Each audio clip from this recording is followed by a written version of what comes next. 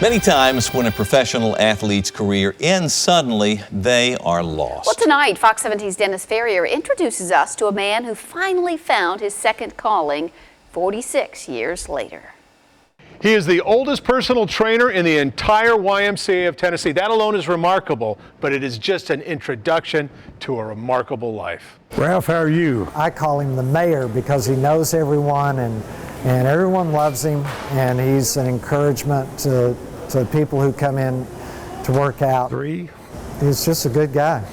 4. 81-year-old Jim Butler 5. is training 84-year-old Ralph Emery. Good job. And part of his routine 1 more. is finding a realistic goal for the client That's all the motion you need. as you sort through issues. Well, I'm taking blood thinner and 2 or 3 other things. I don't know what they do.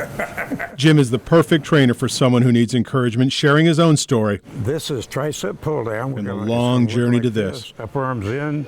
Jim Butler was a fantastic football player, lightning fast, tough as nails, a fullback and defensive back at Vanderbilt University. He was the 39th overall pick in the 1959 draft and was on his way to a great NFL career with the Chicago Cardinals.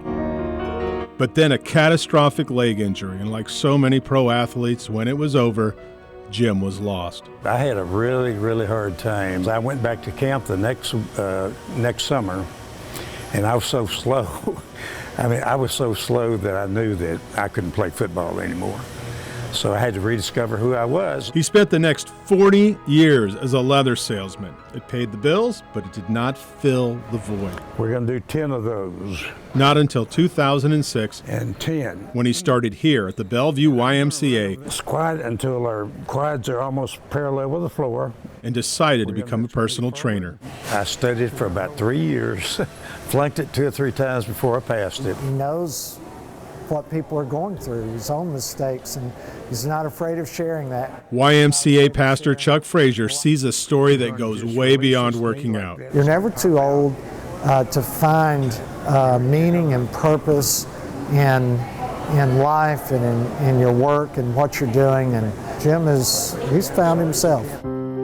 Hold it for a second. It's true. We're going to do that 20 times. 46 years after heartbreak, Okay, now we're going to lift up our right knee.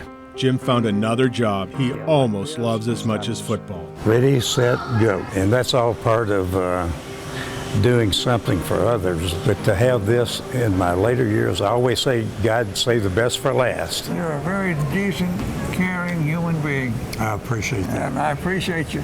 Thank you. You've been a big help to me.